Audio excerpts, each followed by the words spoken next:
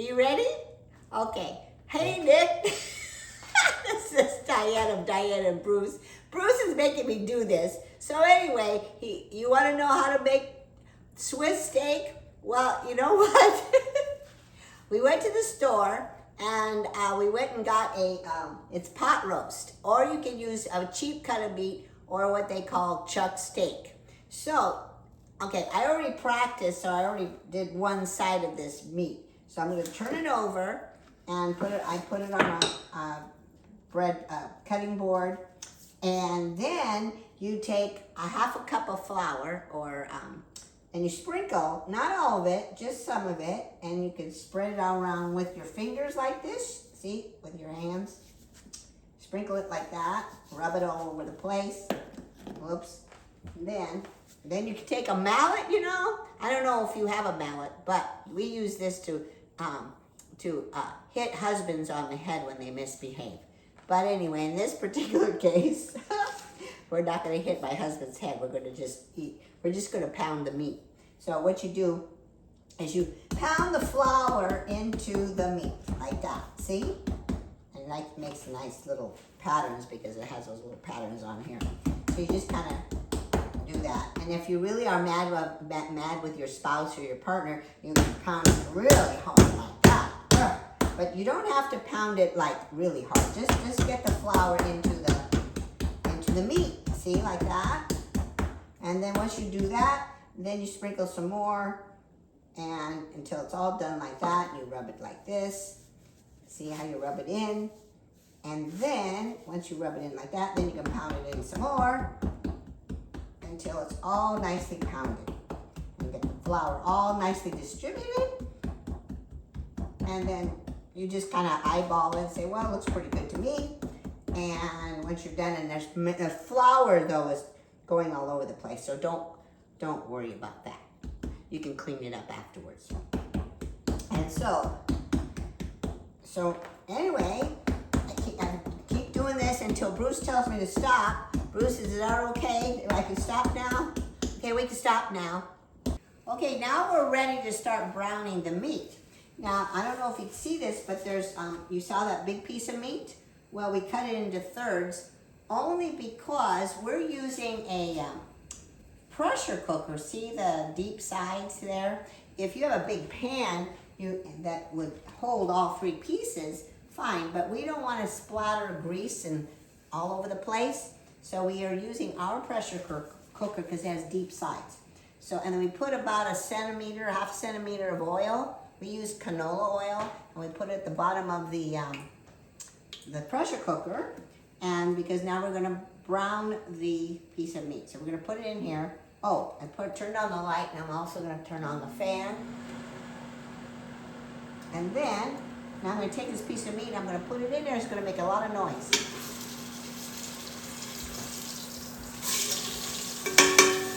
Like that. So, I don't know if you can see this, but we're going to brown it very, very lightly. Or what, Bruce? How long do we brown this? Until it gets brown. So how do we know if it gets brown? Well, I think... I'll leave it there a little bit longer. All right.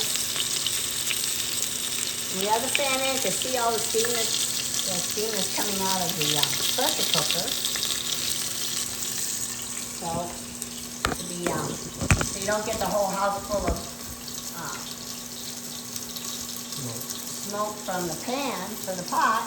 That's why we turn the pan on, and then we had it on high. We have a gas stove here, so we turned the gas a little bit between low and, well, less than, yeah, low rather than high or medium. So we'll wait until it's nice and brown. And then when it's nice and brown on one side, then we'll turn it over and brown the other side. Okay? So we'll see you in the next frame. Okay, we've been busy.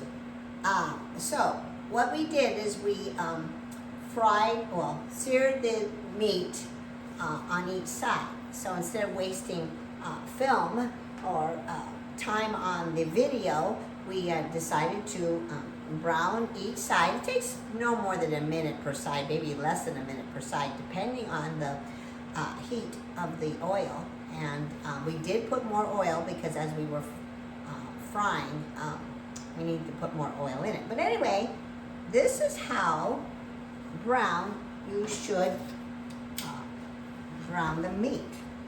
So we did both sides here.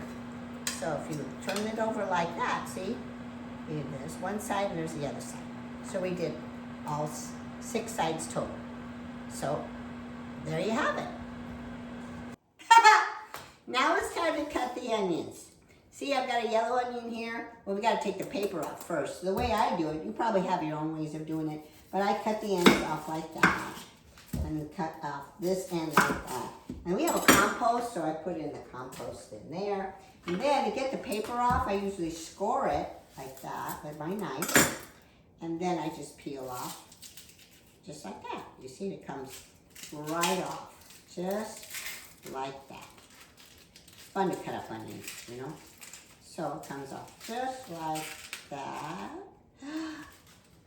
See? Then you put it in the compost pile. Then, now comes the fun part.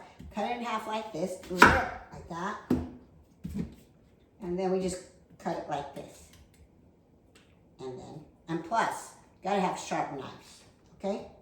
My husband, Bruce, always sharpens our knives.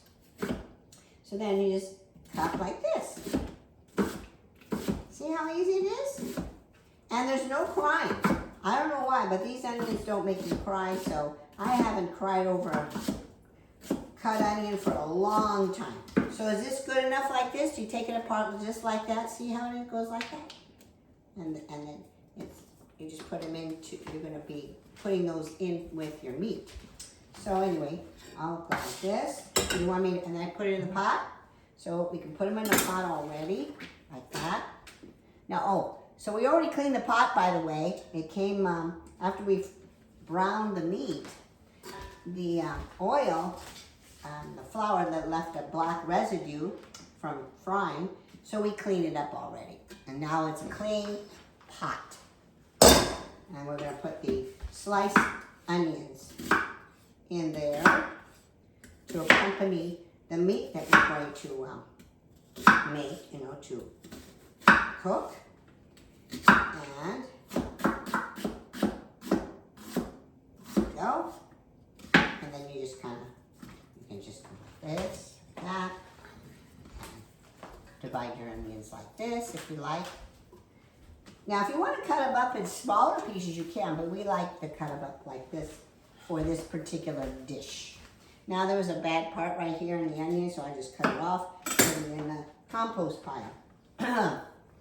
So, cut them up a little bit more, and then take my little plastic, I got a little plastic board here on top of the wooden cutting board, and I just slide it into the pot. And then here's my other onion, because 2 onions, I have a bigger onion and a smaller onion. It doesn't have to be that way, but that's the way the onions work. So now we get to slice it. Slice the onions like this. And then, be careful not to cut yourself. You gotta watch what you're doing. And with a lot of practice, you know, you're able to get really fast without having to really worry about cutting your fingers off. Like that. Okay? And I just like to play with my onions sometimes. And if I need to cut them up some more, I'll cut them up some more like this. You know, I'm just kind of eyeing it, you know. But I love cutting up stuff. All right. And we put them in the pot like that. Okay? Okay, so we've finished putting the onions in the pot, and then we put about half a teaspoon of ground pepper. So we're doing that right now. Then what we need to do is get prepared to chop up garlic and some carrots, and we'll do half of this celery stalk. So just for fun, chopping up garlic is really a lot of fun. Whoa, that was a flying garlic. So anyway, sorry. So I had a flying garlic there. So anyway, what I take my knife and I hit the garlic clove like that. And what this does, it loosens up the covering, the paper. And I cut off the edge of the garlic clove. And then the paper comes right off. Real easy, like that, see? Do another one. So I'll do another one here. And so I already went, you know, you can go like that. And then I cut off the edge of the garlic like that. Very, just teeny tiny. And then the paper comes right off. Like that. See? And then once you get the paper off, then we just chop up the garlic. Okay? So we're going to chop up the garlic like this. Just chop, chop, chop. Just like as if you were chopping up the onion, but chop up these little pieces like that, nice and chopped. And I'll do these. And then after we do the garlic, then what I usually like to do with the carrot is get my peeler like this and peel my carrot like that. And then once I peel my carrot, then the way we're going to cut it up, we'll just chop it up into chunks like this. I'm not going to use a mandolin or a shredder. I'm just going to cut up these carrot pieces like this. And then once we finish the carrots, I'm going to cut up the celery like that and remove some of the, you know, the outside portions of the celery like this, any bad parts of the outside of the celery, and go like that. And then what I usually like to do is when you have a slice like that, I'll cut it in half like this. So I'll have smaller pieces like this. That's the way I like it. There's no rules for it. Just this is just the way I like it. So have fun chopping up your vegetables. And then once we finish chopping these up, they go back into the pot along with the pepper and the onions. Okay? See you next time. Okay, so we've cut up the celery, the carrots, the garlic, and the onions. And we just put them in the pot like this, okay? So I'll put those right there. Now the next thing, we have a leaf of Napa cabbage. And Bruce just picked out 2 of our garden-grown Romanesco zucchini, the best kind. So anyways, so I'm going to slice this up. I'm going to cut this up. And just to show you, whatever vegetables you have, you can put in this dish, okay? With this pot with all the rest of the vegetables. So if you have other vegetables that you want to put in, go ahead. Okay? I'm going to slice these up and we'll be back. Okay, so this is what I chopped up the zucchini and the Napa cabbage. So I'm putting them in the pot. And then the recipe also asks for some basil. So we got some fresh basil from the garden. If you don't have fresh basil from the garden, then go to the store and get some basil. There's also some fresh thyme in here. And so we chopped that up and we're putting that in the pot. And then also, if you've got, you know, if you don't have fresh thyme, we got some thyme in sprinkle a little bit of that in here. And then we also have some, then this is homegrown oregano, but it's, I put it in a container, so we sprinkle some oregano in here. And then it also asks for a couple of bay leaves, so we're going to put a couple of, this is not fresh bay leaves, we got that from the store. And then it asks for some tomato paste. So we have tomato paste in a can, so we're going to use the whole thing. Even though it says maybe a couple of tablespoons, since this is such a small can, we're going to put the whole thing in there so we don't have tomato paste just sitting in the refrigerator waiting to be used. So we're going to clean this all up and maybe put, in order to get all the tomato paste out of there, we're also going to use some beer to put in the group. So we'll put some in here, stir it up to get all the tomato paste out of the can. Pour it in there like that. And then pour some, we'll just pour some, all of it? Just, that's fine. Okay, half a bottle of beer. And then we've got this broth that we told you about, the beef broth. Put that in there too. And then we also have some red wine. It's called Burgundy. So Bruce, tell me when. Half a cup. About half a cup like that. Yep. So that's that. And then what I also found in the refrigerator, I've been meaning to use them. We've got some lion's mane mushrooms here, which are really good for the brain. And then we also have some oyster mushrooms here. Some oyster, we like it. I like oyster mushrooms. So we'll just chop these up and also put them in the pot. And this will give you good mouthfeel, and fungi are good for you. Good for your brain, good for your body. And I don't know if it has any, I forget, I think it has antioxidants in it. I'm not sure. But anyway, you can look that up on the internet. So, I'm going to cut these up and put them in there. Great use of mushrooms is when you make this dish. Okay? And then put all that in the pot like that. And I spilled some in the stove, so I'll grab that, get them in here. And here you go. And you stir it all up. Now the thing is, I'm gonna ask Bruce, okay, don't we need more liquid? So I think we should put enough liquid to cover the vegetables, don't you? So what we can do is maybe pour some more beer and maybe a little bit more wine and then more broth. Just more beer, you know.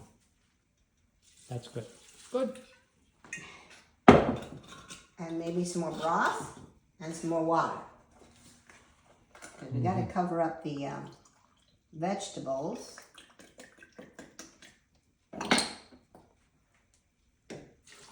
Get some water here.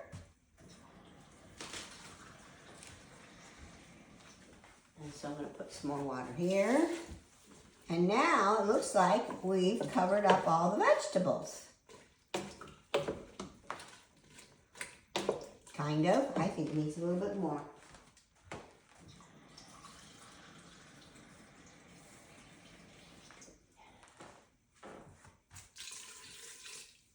Any salt? We didn't put any salt in this. So I think we should put some salt. And then when do we put the meat in, Bruce? Right now. Oh, we put the meat in, so Bruce is going to add some salt here. And then we'll be able to put it back on the stove. Oh, that looks good. Precise measurement. There you go. Precise measurement is the key to success. That's right. So then, Bruce, do we put the meat in whole or do we cut it up into pieces? I put it in whole. So we're getting the piece of meat, these 3 pieces of meat here, and we're gonna put them in the pot and make sure that the liquid is covering them up like this. You think we should put in some? See, it's half full now. I don't know if you can see this, but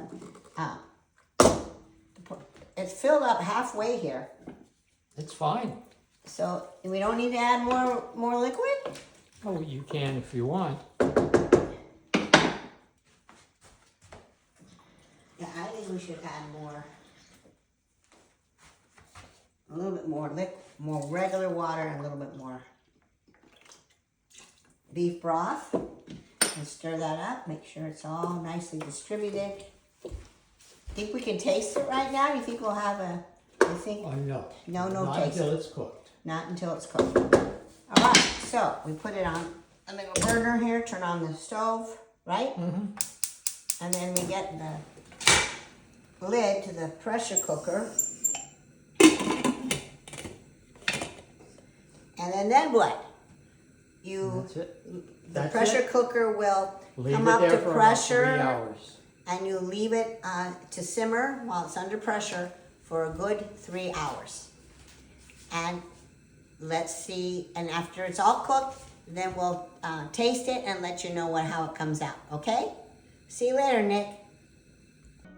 Well, So here we are back again, and this pot of Swiss steak has been cooking very slowly overnight. So now we're gonna open up the lid and we'll wait, because this is now the moment of truth. So we're gonna open up the lid like this and see what's in. Meat has been cooked thoroughly, and this is what it looks like.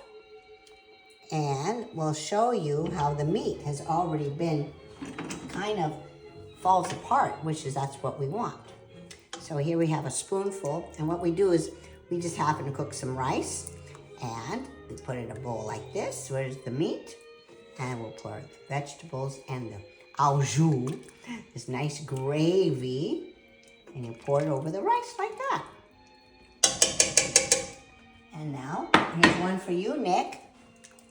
And pour some of this wonderful gravy and with the vegetables, and there's a piece of meat there, see? And it's easy to, I mean, you could just cut it with a spoon. It cooks so nice and gently, and it cooked the meat so slowly that now we can eat it without needing a knife. And there you have it. Bon appetit.